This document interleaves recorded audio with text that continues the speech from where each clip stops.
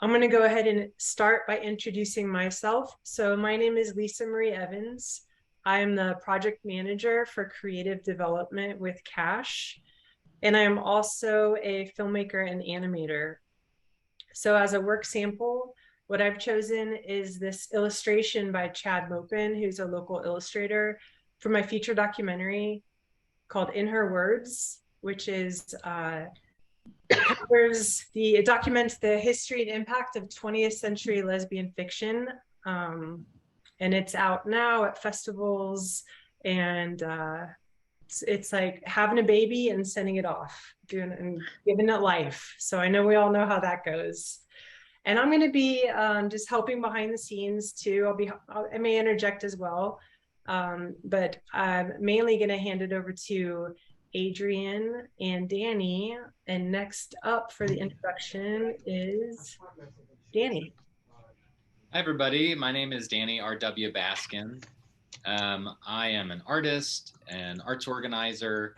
I work as museum manager at 21C Bentonville. My little photo here, well, I have two photos here. I have one of me eating, which is a big thing that I like to do because food is good. But I also focus on feasting and what that means and how we can kind of eat and share. And then I also have some lawn chairs that I made because lately I've been making furniture, which has been really fun. So hi. Hi. Hi. Awesome, everyone. Hi, my name is Adrienne Dawes, she, her, and I'm based in Fayetteville. I'm right now coming to you from a basement in Chicago. I'm visiting some friends. So I'm going to be sort of your lead facilitator with help from Lisa Marie and Danny. And I'm from the performing arts. I'm a playwright primarily. I have some experience as a producer and director.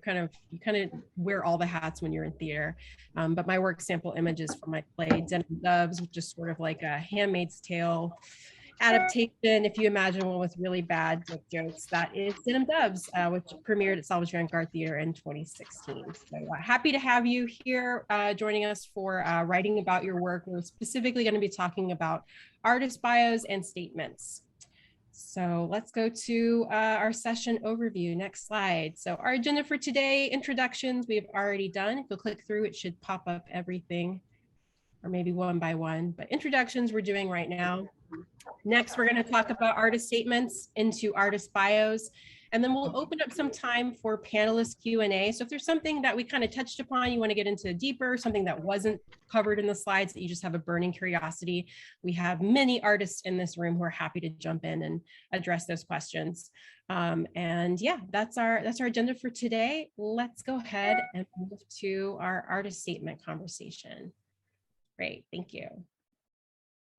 So artist statements, I figured we'd start here with like, what is the difference between an artist statement and a bio? And sometimes they can seem very confusing, but an artist statement is usually a longer form essay or artist mission statement, sharing the what, the why, the how of your art practice.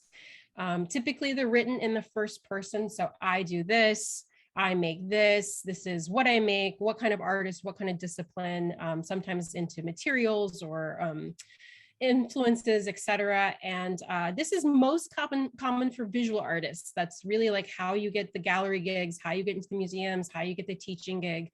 But we're really, I think all of the facilitating artists here would really encourage, no matter what your discipline as an artist, to invest some time into writing an artist statement, because they really, really come helpful in other disciplines. I know for performing arts, there's certain grants that you can only access without this kind of information.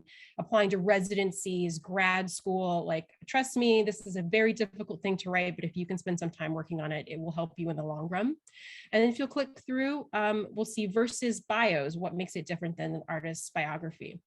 These are a little more common. Most artists have either seen one or they know what this is. They have one already. It's usually shorter form, and it shares the who and sort of the where of your practice. A lot of times it'll be like, I'm this artist, I'm based in this, or I make work in this community. And typically it's more third person. Adrian makes this kind of work. So that's kind of just really, really fast and dirty, the differences between these two things. Next slide, please. So kind of getting into some tips, this isn't gonna be run like a writing workshop. We're kind of just sharing the bulk of the information. And then of course, finding other like accountability partners, or if you have other artists that share space with you or in your community, not a bad idea to like cook a big dinner as Danny might, and invite people over and like have some work time to kind of work on the writing. Because I will say as a professional writer, this is like my least favorite thing to write. But it's like you eat the frog, you do the most difficult thing first, and then I promise this will be really helpful. But so yeah, one of the first sort of tips is I encourage you to work on the longer form first. When you are applying to things, when they're asking specifically for an artist statement, anywhere from 500 words to sometimes I've seen one where it's like literally just 2 sentences. It is much easier, in my opinion, to start with the longer version first, because then you can edit it down. Another pro tip I recommend is maintain copies of all of these different versions. You'll be surprised how often you'll want to recycle text. Again, if you have that organized in some way or in a folder, or if you're sending this mostly by email, keep tabs on that, because there might come a time when you want to go back and grab text or rework it. And you can see here in the image, this is actually from my Google Drive. I made a document that like has all of my artist statements that I've sent out, and they're all a little bit different in length and different things I've applied for. And just help me cut down time, because I don't want to reinvent the wheel every single time I apply to something. And then of course you update it as your practice and your process grows. You're starting to work in a new, have new collaborators, you have a new material you're working with. That's the time to go back to this document and start to make some changes that really accurately reflect what it is that you make, why you make it, etc. Let's look at some of the structure. How do we structure this thing? So as with many things, that first paragraph, that first sentence, it's a hook to engage us into a little bit about you and your work. You're providing the extra context. And yes, this is super annoying. Your work should be able to stand alone. They should be able to look at an image of your work, go see your play, whatever, to hear your music and understand everything that you do. But often in a grant process, the panelists want to know a little bit more as to the background behind this. So one thing we recommend, that first paragraph, make sure you give us a short introduction to you and your work that hooks us in. And so we'll share, I think we have 2 examples. I think this first one is mine. This is from my statement. So I start mine off by saying, as a young Afro-Latina actor, I quickly learned that characters written for people that looked like me were usually attacked or killed on stage. My writing speaks directly to those early experiences, and in the most honest, respectful way says, fuck that. You can see I've edited this, or I've censored this. And that's, I will be honest, sometimes when I'm applying to things, I think Map Fund is cool. They're fine if I include a curse word and I'll actually write it out. But if I'm applying to something and I'm not sure it's okay to cuss, for example, then I do censor it. But that just kind of gives people a little bit of how I came into writing, right? I came in as an actor because the parts that I was up for did not, fully reflect my identity. And hopefully you get a sense that I have a sense of humor. I have a really important reason for being here as an artist, right? Let's look at our next slide, and Danny will talk about, I think this is just the first line or 2 of your bio. Yeah, based in the Ozarks, I am an artist and woodworker focusing on historical craft, often using Judaica, feasting traditions, and mysticism as inspiration. So as Adrian was talking about, I have a number of different versions of this, of my artist statement. And this is one of them that kind of condenses a lot. So it tells people where I'm from, that I am making art and woodworking. So not just artist, but also craftsperson. And I focus on history, all these very specific things. Just a broad overview. That's all you need. That one sentence is plenty.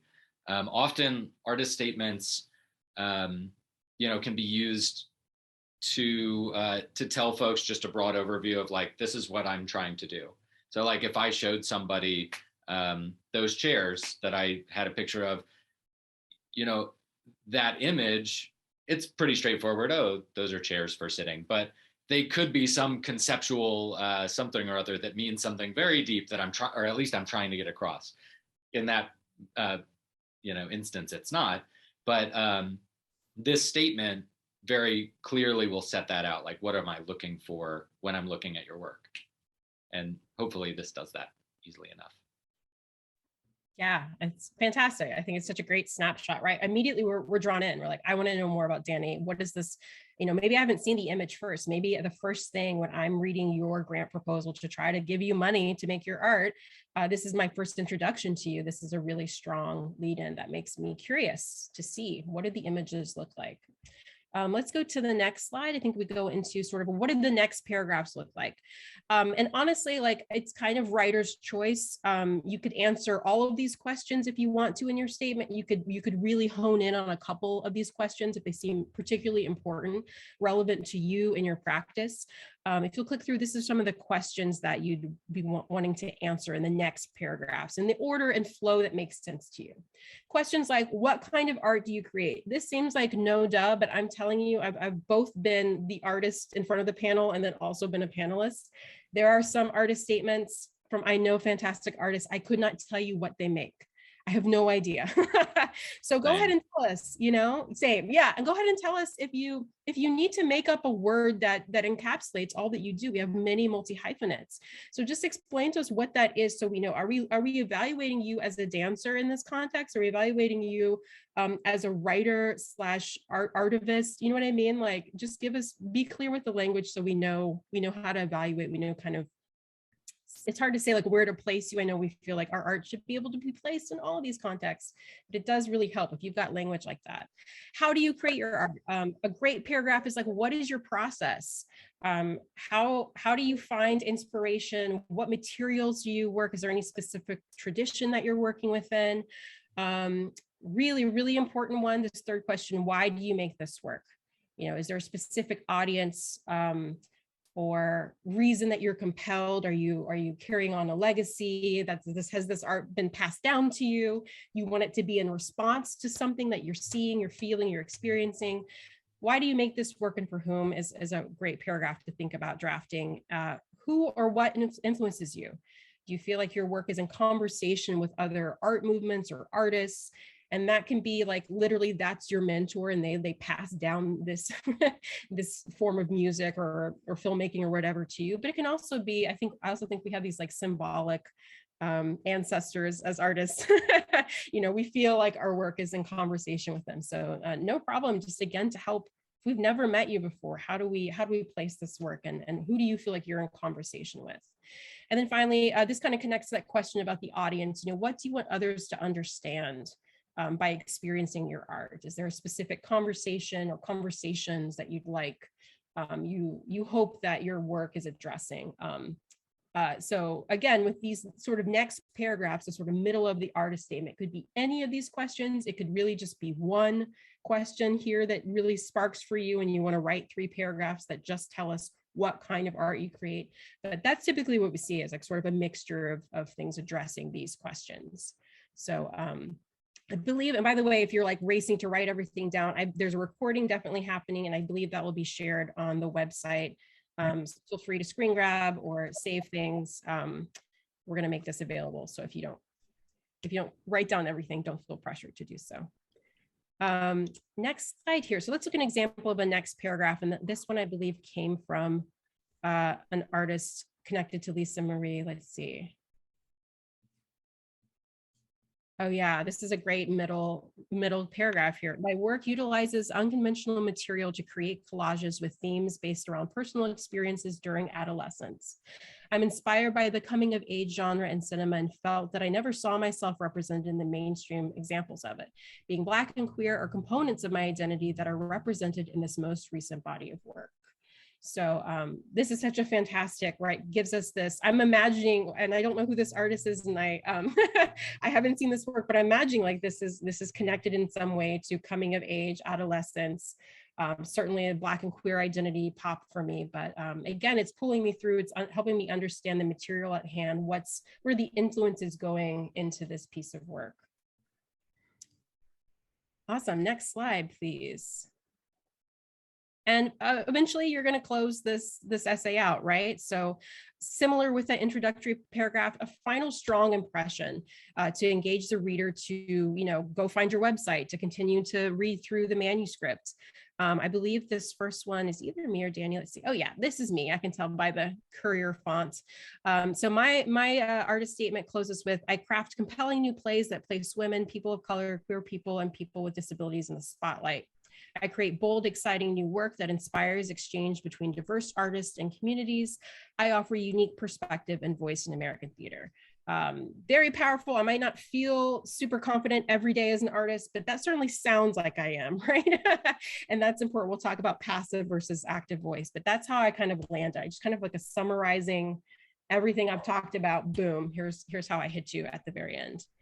And next slide, I believe, has Danny's closing sentence here, or sentences. Yeah, my practice is not based in a blind reverence for things of the past, but rather a method to more clearly see how things can be done in the present, with a focus on sustainability, local community, individuality and design, and joy.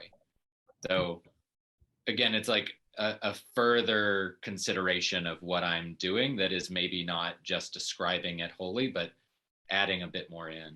Often with artist statements, at least in my work, my day job as an arts organizer and project manager, these artist statements come in handy to write about your artwork from the gallery or museum side of things. So like writing that didactic material often comes from the artist's words.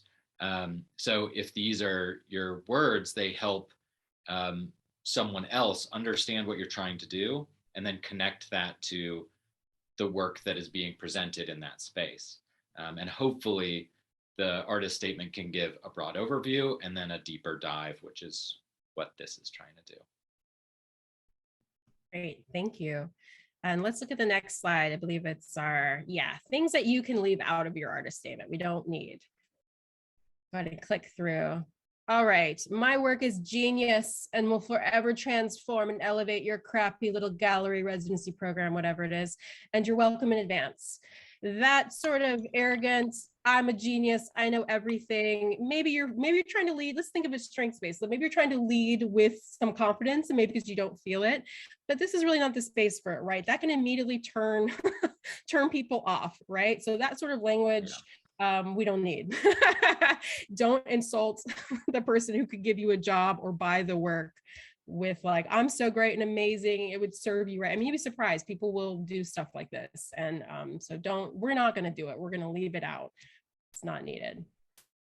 Next example of something I can leave out. I'm not sure if I'm a real artist. I'm trying my best. If you could please give me this opportunity, I will try to not disappoint you. Sometimes this language comes into, and it's sort of the inverse of the other. Like, yes, obviously doubt, denial, questions. It's a part of being an artist, right? We don't always have the answer to everything. We're figuring things out. But I would say certainly think about, feel all those feelings, but perhaps in your statement, again, you want to try to give an image and snapshot of you at your strongest and your best. So go ahead and approach this. If you're writing an artist statement, you're probably an artist. You are an artist, rather than this question of like, am I an artist or not? I don't know. Try to change that passive language. It's actually something Lisa Marie had when we first met for the first time, and she was looking at my statement, really helped me to just line by line. Every time I said, I'm trying to do, I hope that my art does this, her trick was like, let's just say that you're doing that. And then it just made it sound and flow so much stronger and more confident. I can feel all those feelings behind the screen, but like what's actually in front of a panelist is like the strongest version of that. So that sort of passive, I don't know if I'm really an artist language, we can leave for therapy. We can leave outside the statement. This next one, my art is artful and very artistic. Cool. I don't know what this means. It's very vague, basic, I think is what the kids say. This is very basic, right? It's not really giving me, in the way I think Dan is such a great, those words that he uses are so specific and paint a picture. And that's what draws us in. So really thinking about, oh yes, thank you, Shalise. If you wake up thinking you're thinking about art, you're an artist. Absolutely, absolutely. Yeah, so yeah, make sure that you kind of, if you feel like you're reading through and you're kind of using these trite statements that kind of we hear all the time, or certain descriptive words that, we always kind of just hear over and over again. You might want to think about, like, how do I mix it up? How do I do something a little bit different? The specifics, the details, they really, really help a lot. Next example of something you can leave out. Okay. As intermittent derivatives become reconfigured through frantic and academic practice, the viewer is left with a hymn to the inaccuracies of our era. The characteristic theme of my practice is not desublimation, but post-desublimation. Cool, this person's so smart, right? Wow, I wish I knew what this meant. And you will find that even if you're applying to these big art grants, residencies, they might have panelists who are not in your field. They don't know all of the theory. It's so amazing that you know that stuff, and that's great. And I'm sure there's certain circles where they like eat it up, they love it. But think about, and I'm not saying you don't have to like completely throw that stuff away, but think about either if you need to teach us something important about the technique that you use, or why this theorist is like showing up in your work, you might want to think about how you translate that in a way that someone who's not from that field can understand. Because sometimes we get what it feels like critical theory academic paper. And I'm going, okay, is this person, are they a dancer? Are they a singer? I don't know what this means. It's very, academic ease. So think about, while we're saying use specific language, think about it also not being so industry or discipline specific that someone who is outside can't have a way in. Typically that panel will have artists, and typically there will be people of your field, but will they know exactly all the theory and ins and outs? No, they won't. So that's a big turnoff for me when I'm reading stuff. It's like, I don't know what this is. Yeah, I see Danny. Yeah, please jump in. I have a really similar issue with that. I think for me, it clouds what's going on in the work, and it's confusing, but also it's not accessible. If somebody puts up your artist statement on their website or in their gallery, if somebody walks in off the street and doesn't understand that, then they are missing a whole bunch, that you're missing an opportunity to have a conversation with that person while not being there. I also think that that's an action that's often used when people maybe don't know what's going on with their work or what they're trying to do. And I think it's better to say, like, here's what I know I'm doing.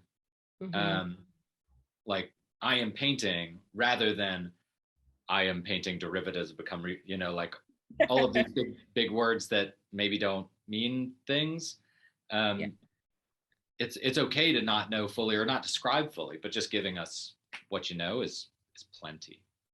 Absolutely. And also think about, I love the word, like, I'm curious about XYZ. So if you're in the camp of like, oh, I don't want to like put a foot forward that I know everything and that I'm this amazing everything, like leaving that space open of like, these are the kind of questions that come up as I'm making work. I'm curious about this. I'm exploring that. That's a little bit more, it's not fully passive, but it's not that like asshole other extreme where it's like, I know everything and I'm going to use this really like technical language.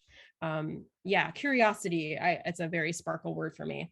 And then finally on this list, an exact replica of your artist bio or your resume CV. Sometimes we see that, and if you're already submitting those things, this just looks like, wait a minute, we gave you a chance to let us understand the greater context of you and your body of work, and you just kind of duplicated something else, right? The bio is a little bit different. Resume CV looks completely different in format.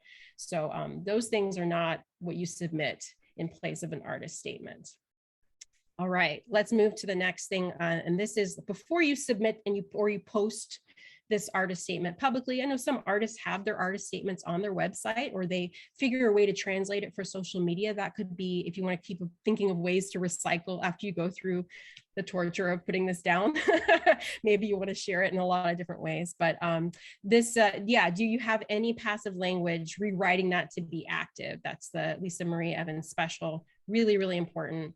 Instead of my work tries to do, my work does this, right? Next thing, I highly recommend reading your statement out loud to a friend or family member. someone that kind of maybe knows you and knows your work, is that's a really good perspective. They can go, oh yeah, that does sound like you. That looks like what you do.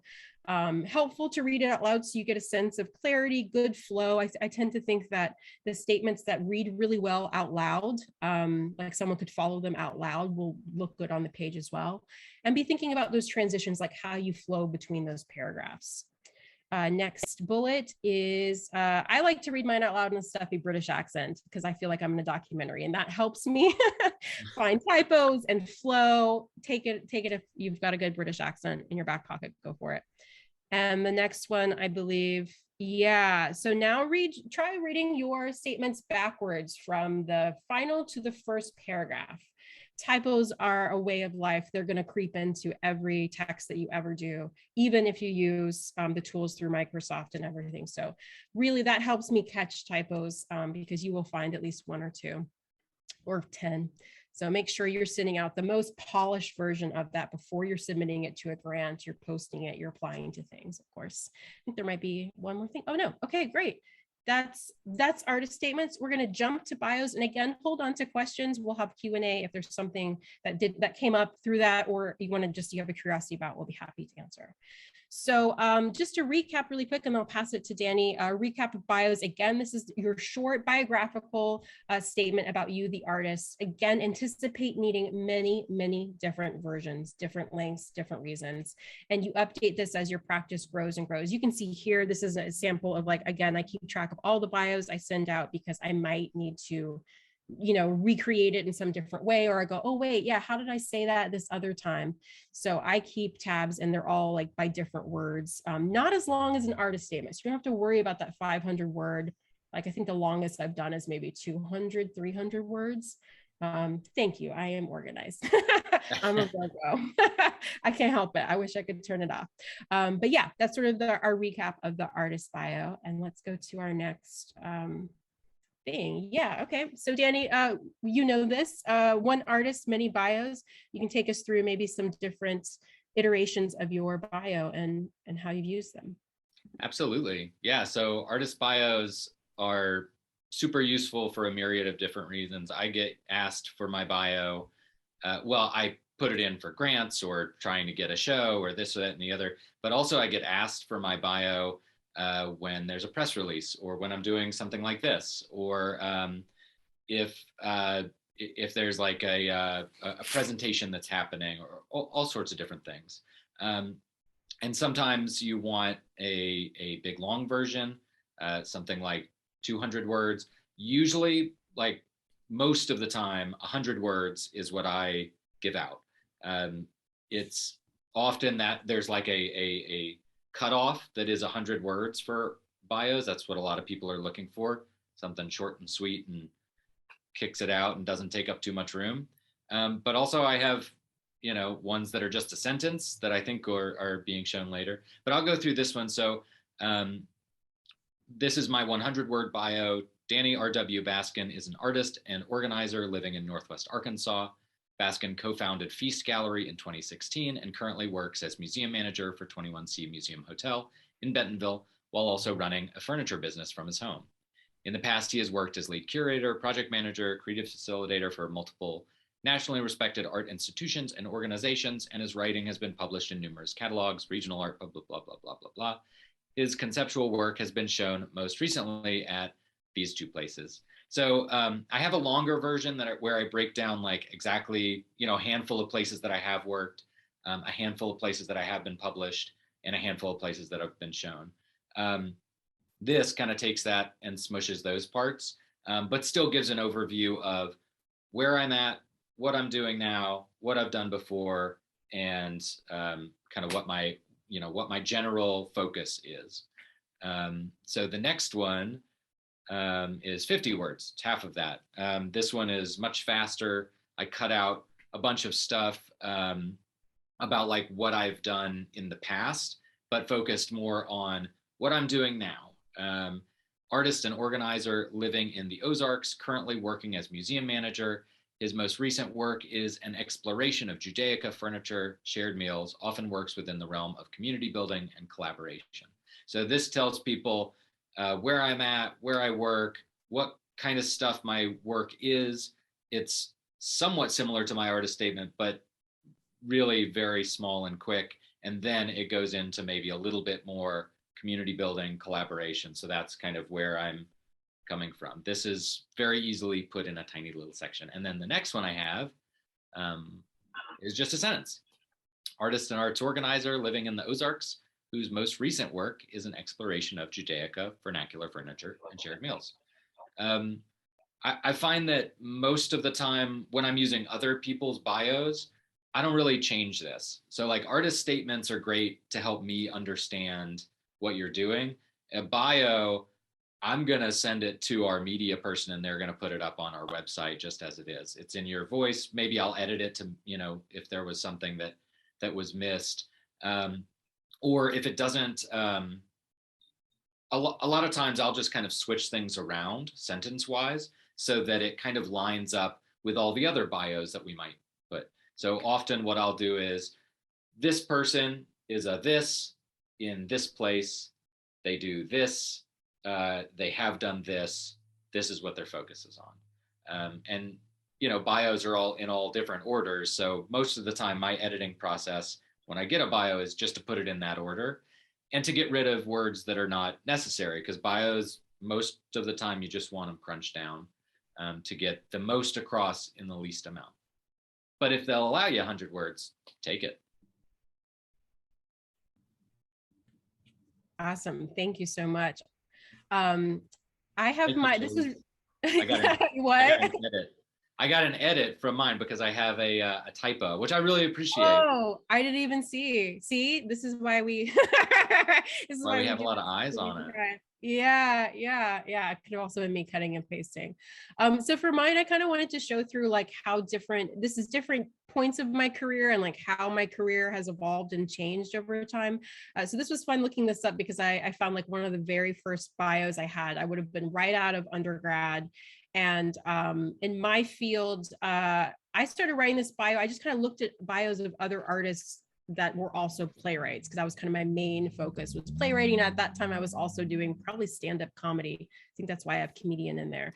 You can even see that passive language wannabe comedian is kind of interesting that I was calling myself that. But I list here just things through school. I didn't really have that much in terms of professional credits at that point. But what I noticed was a lot of playwrights, when I saw other artists who do what I wanted to do, is they were always leading with the big ticket things that they had done. So I tried to make mine look like that, even though my tickets were pretty small at that point. And I talked about, a play that I had that was premiering. This is all through school, by the way. This is all school awards, school, because I was just out of school. And then I had moved back to Austin and I started working with a company. So this is little Baby Dawes, and Baby Dawes selfie headshot, did not have professional pictures. I mean, you're just starting out, that could be the picture that you have.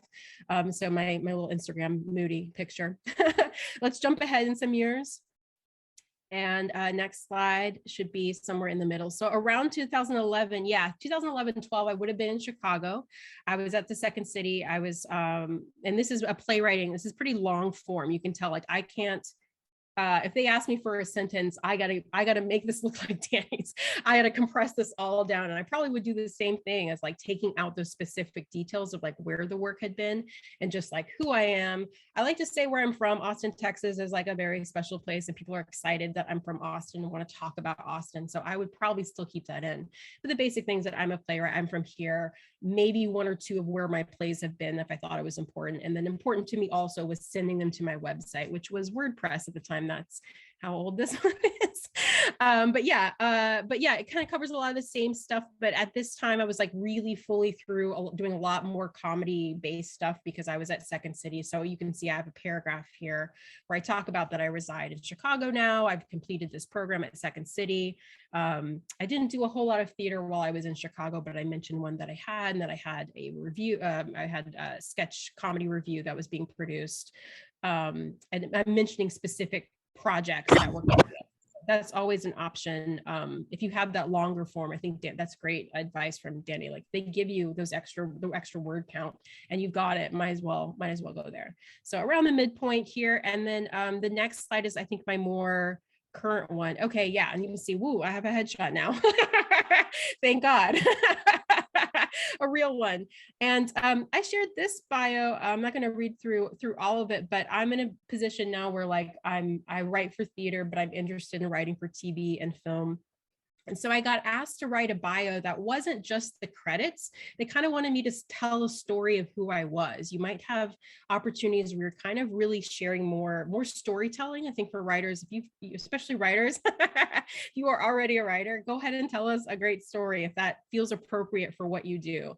But they asked me, this as a TV manager, they were like, especially because that field is so much about who you are and the experience you have matching you to jobs. For example, if you're from Texas and it's a show and they're going to be hiring writers who are from Texas, they want to know that kind of information. So you'll notice the first paragraph feels very much like my other sort of bios, like all the things and residencies and what one want, blah, blah, blah, blah. But then I go into more personal stuff that I'm a plant mom. I love astrology TikTok and portable karaoke. I love to host boozy crafternoons, stoner tarot readings, and So Bad It's Good movie marathons for friends, like stuff I would never like the map fund's not going to see this version, but the version of like the TV executive who's looking for, you know, someone with sort of a quirky personality, this makes sense to share that with them. And then I mentioned my family. I come from a really unique, everyone in my family is adopted. They all are all disabled. And so I talk about how, yeah, this sentence I've been holding on to, Adrian's biological adoptive families include some of her most beloved and complex characters. So that's very much me, and in my voice, my style, my sense of humor that gives that extra sort of information that makes sense in this context. Again, I would not, this is not on my website. I would not be sharing this if not had been asked to create something more like this. So one artist, many different bios. I know this seems like we're giving us so much homework to do, but again, I really would encourage you to be thinking about that. See if there's some other artists that you look up to or aspire, you think you're in conversation with, and take a look at their bios and of different links, different times of their careers. That could be really helpful homework. Let's move to our next slide. I believe it's sort of writing your first artist bio, or just some things we want you to kind of take with you as you're thinking about this. So yeah, do your research, look into other artists in your field or adjacent to the field that that you admire. A lot of artists, this is really, you'll find more artist bios on websites than you will artist statements. So this should be pretty easy to do a Google search and find some artists that you like. Do they, you know, specific format that they use, or the things that they leave in or they take out? For some fields, the education piece, like whether you went to this school or you trained with this kind of person, is really, really important. You'll notice in mine, I didn't have that because the education piece is not as important as like where the work has been and like who's been working on it. We're writing these in the third person, which is a fun, you consider yourself the royal we. And then you can include some a relevant history background about yourself as an artist. So like, where are you from? What relevant training or education do you have? Are you self-taught? Totally fine. If you did not have any form, so many artists don't have formal training. You don't have to feel pressured to like make that up. You can say you're self-taught or however it's come into your life. Where has your work been presented? If it's been in galleries, for me, that's like what theater companies have done my plays, where have you been programmed, all that stuff. If you've got some really juicy, exciting credits that would be shared in a resume, maybe you include maybe your top 3 or 4 in your bio, if that makes sense for you. And same with any awards or honors you've received. And I know some artists, when they first start out, like they haven't won an award yet. They're like semifinal, honorable mention. If you've got something and you want to share it, this could be a space to do that within the artist bio. If you'll click to the next thing, I think this is like for, yes, I'm remembering my own slides. It takes me a few seconds. This could be your first bio ever. You could have never written an artist bio in your life, and now you're forced to do this. And all the same, you know, stuff applies, like including that, where are you from, looking for other examples to help you. I like to have a template to kind of help me figure out what I'm doing. If you don't have any, like let's say your work has never been like presented ever, but maybe your day job has some relevant themes, or it's a way that's introduced you to the work, maybe a volunteer experience. I've seen people use that. Back in the day, I didn't have any of that stuff, but I had credits as a poet. And so I would mention those in my bio, like those were my special awards, was that I'd been working in poetry. And then it's okay if it's short. You know, this is not the long form. The thing that the artist statement is, it does not have to be super long. Totally okay if yours is short, and you know, maybe in time it will grow to some other things, but just the basic sort of snapshot of who you are, where you're from, what you make. That is the artist bio. Okay, next slide. Oh, okay, I think we're already to Q&A ahead of time. I thought for sure we would like eat up this time, but here's a time for us to open it up to the room if there are questions about artist statements or bios. We have a lot of folks. Yes, oh, we can see you all. A lot of folks that are excited to help answer questions that you have. Yeah, and feel free to raise your hand in the chat if you want to, or type it in the chat as well. And I know we had one, oh, go ahead. Does someone have their hands?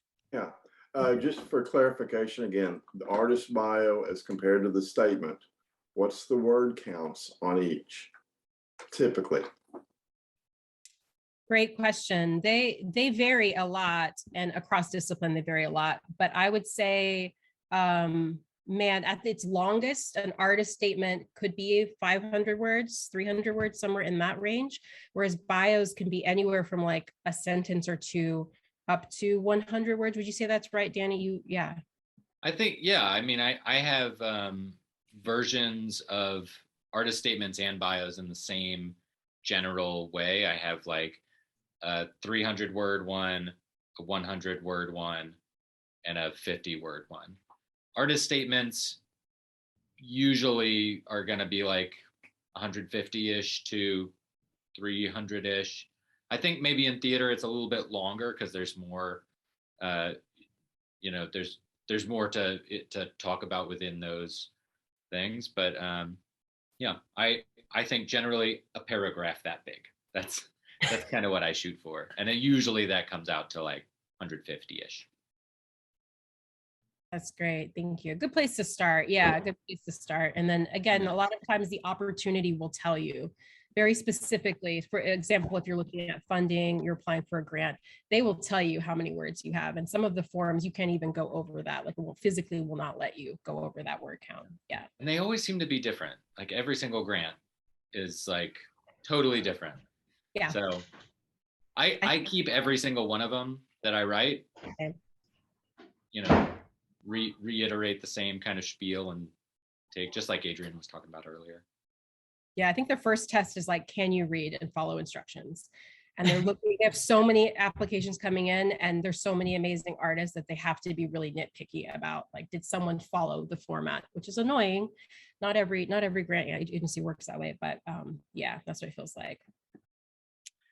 And then there was a question too about, and Danny, you can probably speak to this on both ends, is so when you're submitting your statements and bios to arts organizations, how does that get approached of knowing if it's going to be edited?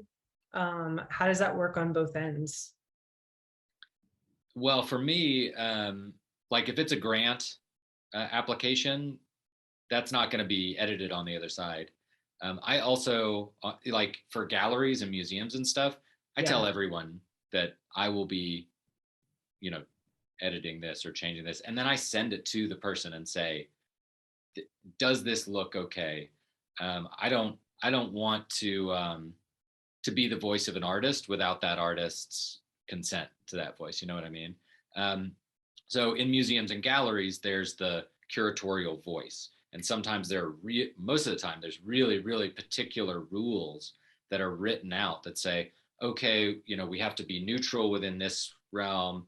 We use these kind of statements, and that's so that overarchingly, everything that comes out of that gallery or museum sounds kind of similar in a way. Not the same stuff, but like it sounds like it could be coming from the same place.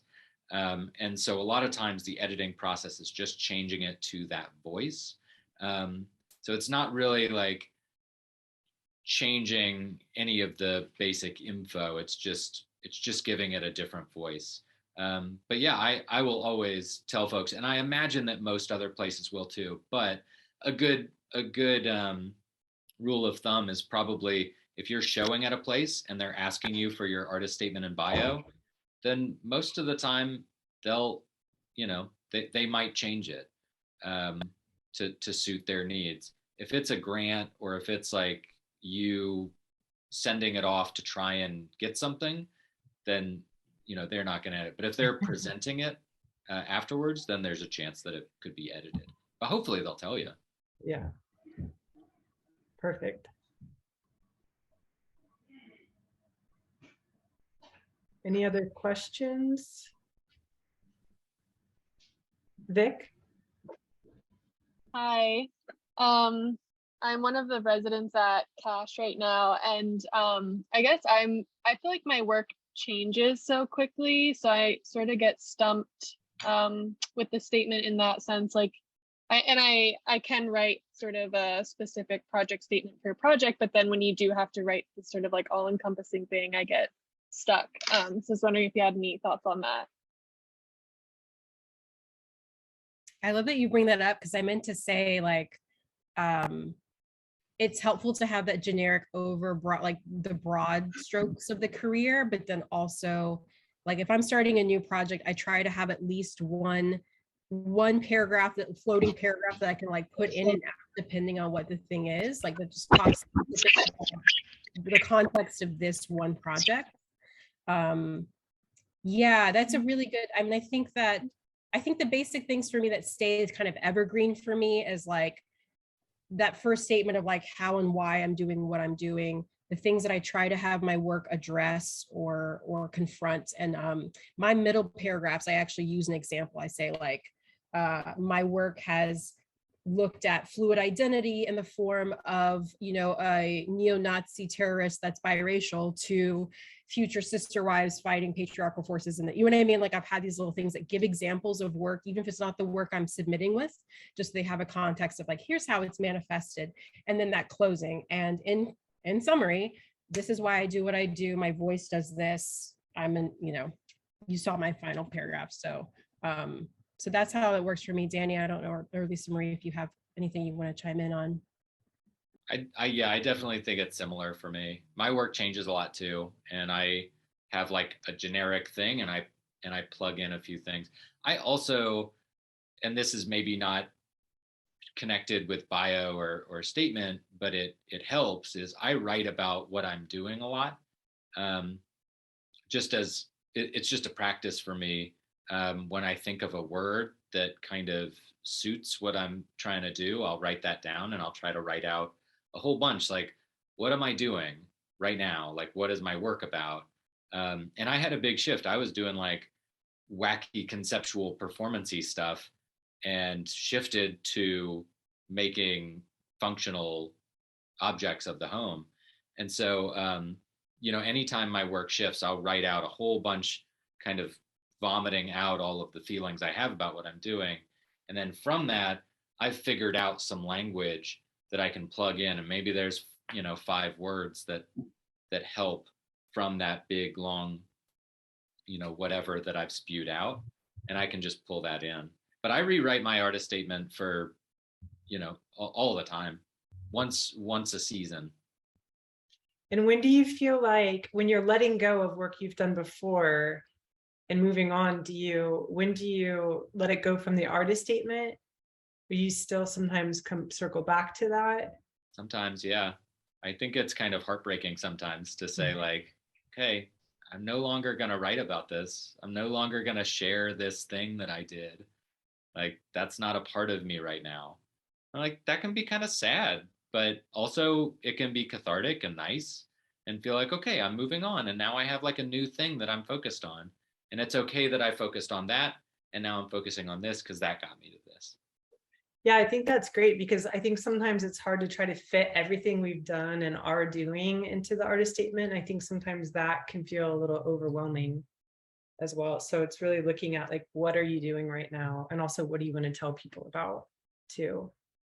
And I kind of do the same thing, because I go from, I focus on like queer documentaries, and then also animation that's sometimes abstract, and then I put the two together sometimes, but I can connect them at the end, which is where I usually come from, which is a place to build connections and things like that. So it's kind of circling back too.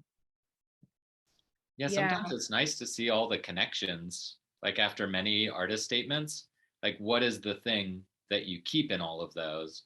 And maybe, the rest is superfluous, and that's what your artist statement is. This is great. This is therapy as well. I love it. Thank you for allowing me to let go of some things. Sean, you had your hand up too. Oh yeah, I just had a quick little thing. It's one of these things I've been wrestling with for years now. It's always like on a website. We kind of addressed it a little bit, but it's like when you're putting your artist statement on the website or your bio. I'm always, and I don't ever want it to be like both, but I always try to do kind of a blend of the two. What do you guys think about that? When you just sort of do this little hybrid artist statement bio on your website, because I just think of the artist as the website, just sort of a little more of a snapshot, not really the full, the full thing, like you're sending out to galleries or for grants. You know what I mean?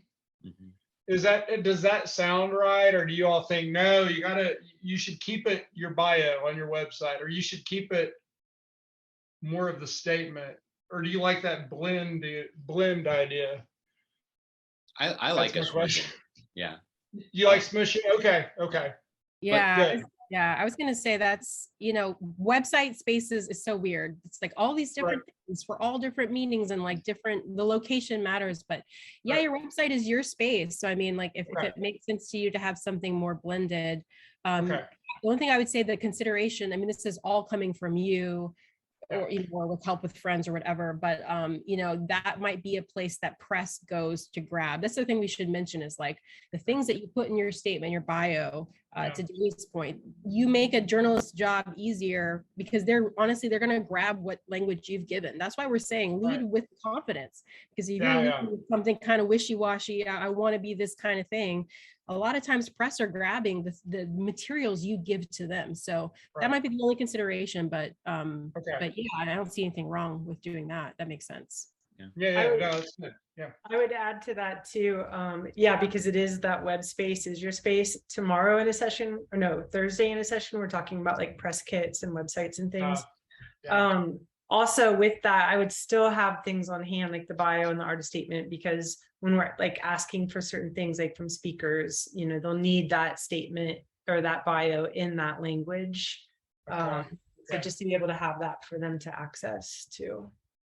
I also add, like Adrian, I know you were saying you don't add some of that more playful stuff on the website, which I do. And websites are so personal, and you use them for different things. So like in my bio, I don't have much of like on my website, I have chickens and a floppy dog, and I just think like that's okay to have that on mine, because it's not. I'm not really using it I'm using it in like a playful way. My website is kind of playful, but artist statement for me, bio for me, I wouldn't. I always think it's good to be able to have something that people can pull from. In that place, it is good to have those older things that are there, because again, they're following what your history is and how you got to where you are now. So instead of it being just something real current, sometimes they like to go back and grab something and go, oh, this was something that was important. And if it's on the website, you don't have to make sure that it's included in bios and that kind of stuff. They can always go back and grab it. So. Absolutely. That space. I was also going to say that like the statement's not your CV. It's not the archive of everything you've ever made ever, but your website could reflect that full history. You have that web space. You want to show us the very first piece you made and show us the trajectory to what you have now. And I kind of use my website is kind of my like arc, because I forget. It's been enough time. It's been enough years that I forget. I'm like, I don't know what the name of that is. And I use the website for that. The statement's more current to right now, the accumulation of all of that experience, if that makes sense.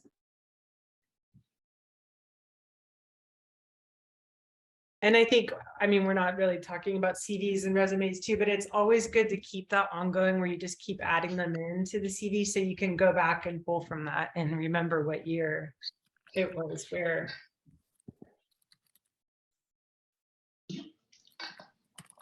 I have a question. Go Can you for hear me? Okay, sorry, I'm not familiar with the format. It has to do with attributions to other artists. Say you do a large fiber art installation and you have been inspired by a famous Ana Maria Herrera, for instance. But it's the biggest art installation that I've done was essentially trying to copy it. It's a 2-story kind of a thing. It was a big deal. And are you allowed to put that in like the bio to mention that, as long as you attribute the inspiration to the original artist? Have you had any of those experiences? Yeah, I mean, I think that it's not uncommon to have somebody write about a single project that they're proud of, or that they have done, like, you know, in like I often put that I co-founded Feast Gallery because it's something I'm proud of, and it's something that, like, you know, built me up. And I think that's kind of similar to what you're talking about. Is like I am proud of this thing that I accomplished, where I, you know, created a work based on this artist's work. And I think that helps to put you in context with other artists, like Adrienne was talking about earlier, of like referencing these folks so people know where you're coming from. Okay, thank you.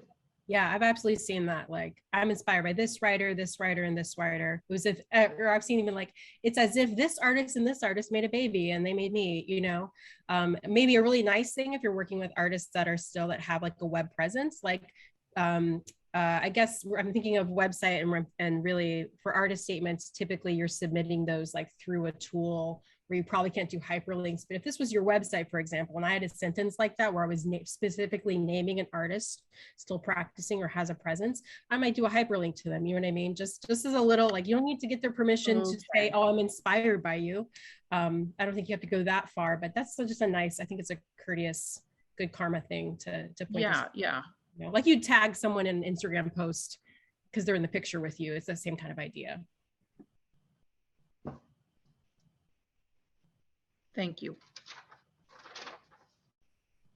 Any other questions? And feel free to just go off mute and ask, or type them into the chat. While you're thinking of that question, I was going to offer 2 other things. If you feel like writing is really a challenge for you, I might recommend using like a voice memo app. Sometimes it's easier, like imagining that you're being interviewed by someone, if that's a way that's helpful to get you, just to get the text down. And I'm going to put in the chat, there's this free app I've been using. I use it in my own practice as a writer because I do like to walk around my apartment talking to I have to write scripts, so I have to like think about how people talk. And this does an like C- job of transcribing your text. So you still have to go in and edit it.